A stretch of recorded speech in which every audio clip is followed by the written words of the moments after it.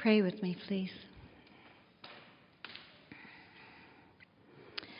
Oh God, may the words of my mouth and the meditations of all of our hearts and minds be acceptable unto you. Amen.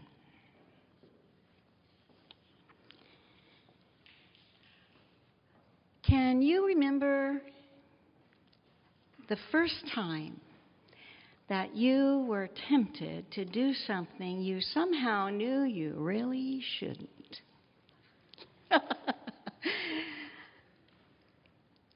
Today's texts invite us to reflect a bit on temptation.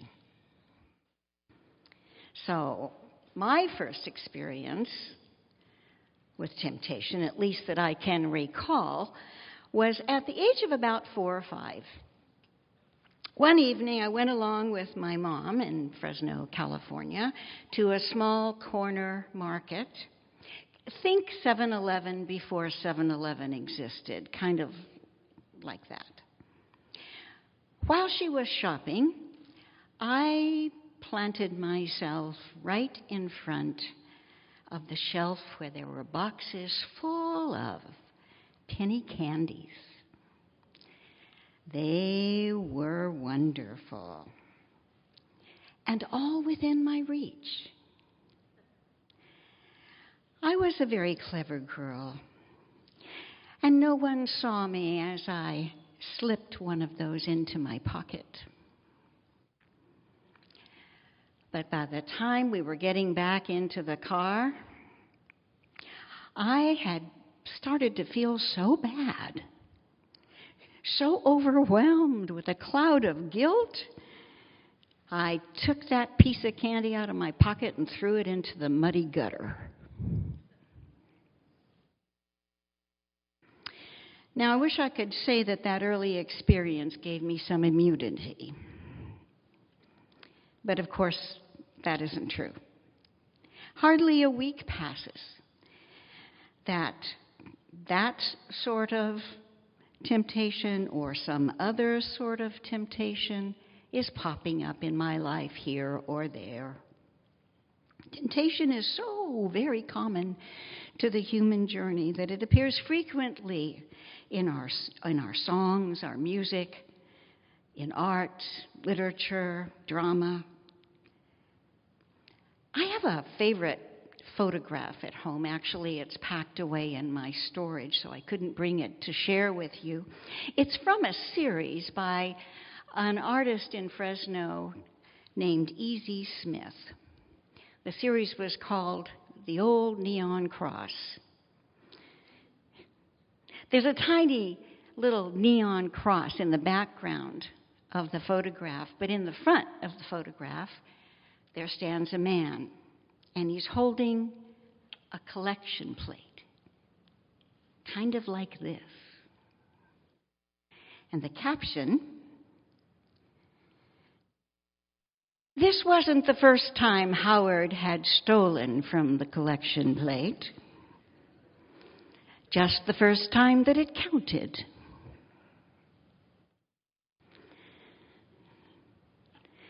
The two texts from our lectionary, Frank told me this morning, were his favorites, or are a couple of his favorites, and they come up at least annually, and you've all probably heard many sermons on these texts.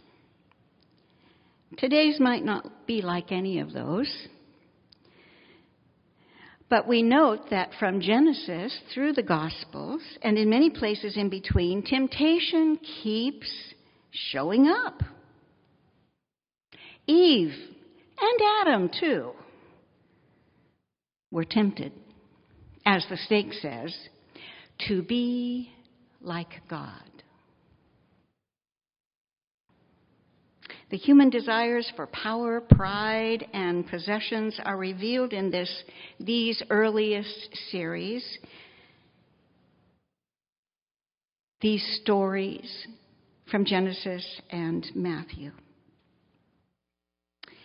In Matthew, where Jesus, when he's physically at his most vulnerable, tempted to use his divine power to relieve his profound hunger, tempted to strut his stuff, his divine stuff, to show off his divinity, and tempted to deny God in order to satisfy perhaps his wildest imagination for material wealth. Today, on this first Sunday of Lent, some of us may already be feeling tempted to indulge in something like chocolate or wine that we decided to give up 4 days ago on Wednesday, when Lent officially began. Or maybe we're feeling tempted to feel guilty because we forgot all about Lent and haven't really chosen anything to do, anything to give up, or any other spiritual discipline to adopt for the next 6 weeks. Well, that's okay. I have some good news for us. First of all, Lent lasts for 40 days. That's a long time. Patterned, of course, after Jesus' 40 days of fasting in the wilderness. But you know what? If you count them up, there's actually 46 days. 46 days. This means that the Sundays aren't counted. They're not included. But they're actually supposed to be little Easters.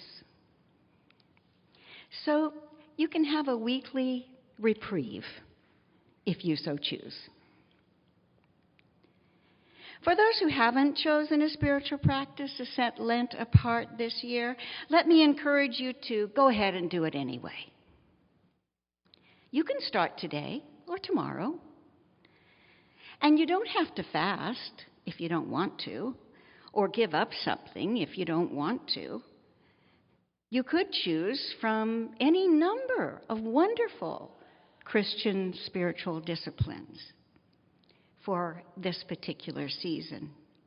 You could choose extra prayer time, spiritual reading, Lectio Divina, spiritual writing. There's just so much to choose from. Many choices open to us. But why? Why do anything at all? What's the point?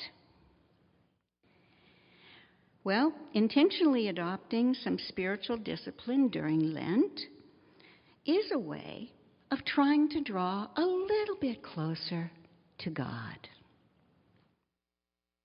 To open ourselves a bit more to an experience of the divine during this season. Traditionally, we do this in Lent in the Christian church to specifically prepare for the celebration of Easter. So it's even more joyous than it might have been otherwise. But also, it's a way to nurture and strengthen ourselves for the journey in general. Let me share a little story with you. Mary Bly Howe grew up in a Christian family, and she wrote a book about her spiritual journey. Actually, she wrote a couple of them, but the one I'm talking about is the one entitled Sitting with the Sufis. It's about her explorations in Sufism, especially the mystical part.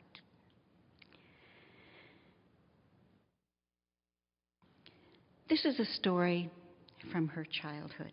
It's a story her mother told her many, many times when she was growing up.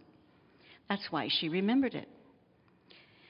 She was about 3 years old at the time, and like most 3-year-olds, she loved riding her tricycle.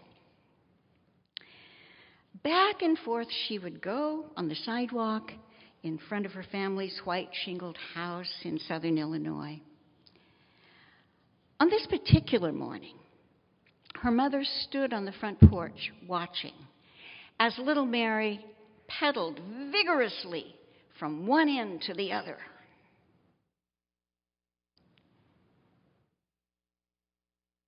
But here's the curious part. She'd pedal so hard with her tiny little legs until she reached the street at one end. And then she'd pause, gaze into the sky for a moment or so, and then wave. Then she'd reverse directions, pedal hard as she could down to the other end, and stop again. Gaze into the sky and wave. Now, Mary's mother watched this activity for quite a while as her daughter rode back and forth, and stopping, waving at the sky. She was completely baffled. Finally, she couldn't stand it anymore, so she called out, "Mary Bly, what are you doing?" And the little child turned towards her mother with a smile on her face and answered, "Waving at God."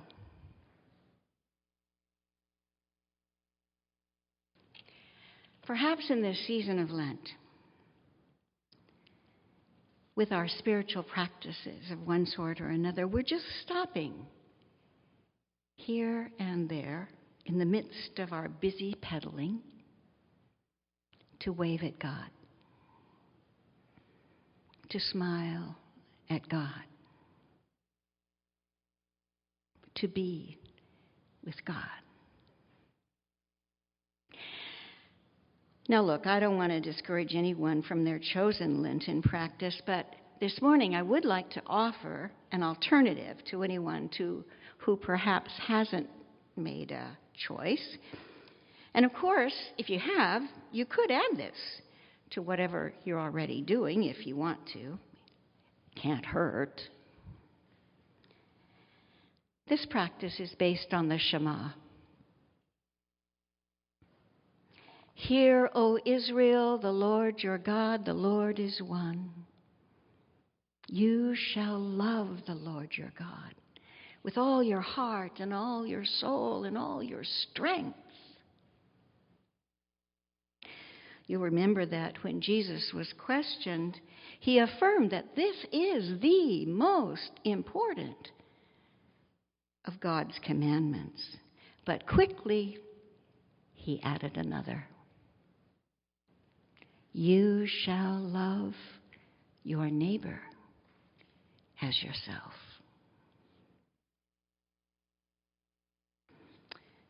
Beloved, we're all working on loving God and neighbor all year long. Are we not? Of course we are. But let's don't stop doing that in Lent, for sure. Let's just keep doing it. But what about that last part? That's the part I'm kind of concerned about. The part about loving ourselves. We're called to do that too. It seems to me that very often that part is the part that kind of gets the short end. Kind of gets forgotten sometimes. So often we're tempted to use up all of our time and energy and resources doing for others. And then we're tired and there's not much left. And there's this. Sometimes we're not at all sure we deserve that love. And often we're our own worst critics. More than anybody else could be, we're tempted to listen to that little voice that sometimes whispers in our ear, "You're not really enough, you know. You're not talented enough. You're not smart enough. You're not good enough. You're really not thin enough. You're not clever enough. You're not pretty enough. You're not popular enough. You're not..." I think you can fill in the blank. I don't know about you. I really don't. But I'm very familiar with that voice. I know that voice, and maybe some of you have heard it as well. I also know that it leads us in the wrong direction, away from really loving the life that God has given us, enjoying the life that God has given us. I was really caught up short on this when I visited Argentina some time ago, and a lovely young teacher that I was working with turned to me one day and said, "Bonnie, live your life. Enjoy your life." Oh, yeah.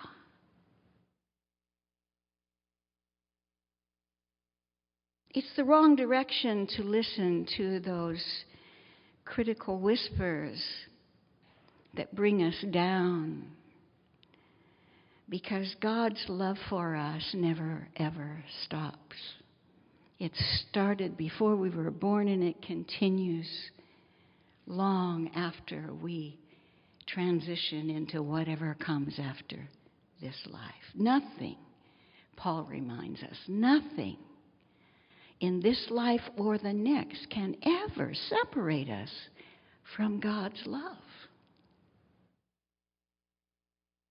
Not even our temptations. So this Lent, I want to suggest something a little bit different, perhaps, and I invite you to consider the 5 Elves. This is a spiritual practice to help us have a holy Lent and to deepen our relationship with God. The 5 Elves are, in order of the vowels, A-E-I-O-U, laughter,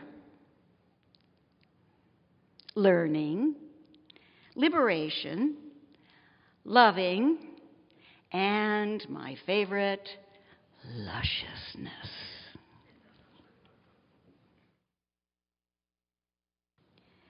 Laughter. Think about your life. What comes to your mind when I ask the question, what makes you laugh? When do you really enjoy laughing? Can you name 2 or 3 experiences that do that for you? Make a mental note. Lots of things make me laugh, but one of them is reading some of the very funny poems in this book entitled Love Poems from God. I want to share one with you. It's by Tukaman from the early 1600s, a fellow who lived in India, terribly spiritual. It's called, First He Looked Confused. I could not lie anymore, so I started to call my dog God. First he looked confused. Then he started smiling. Then he even danced. I kept at it. Now he doesn't even bite. I'm wondering if this might work on people.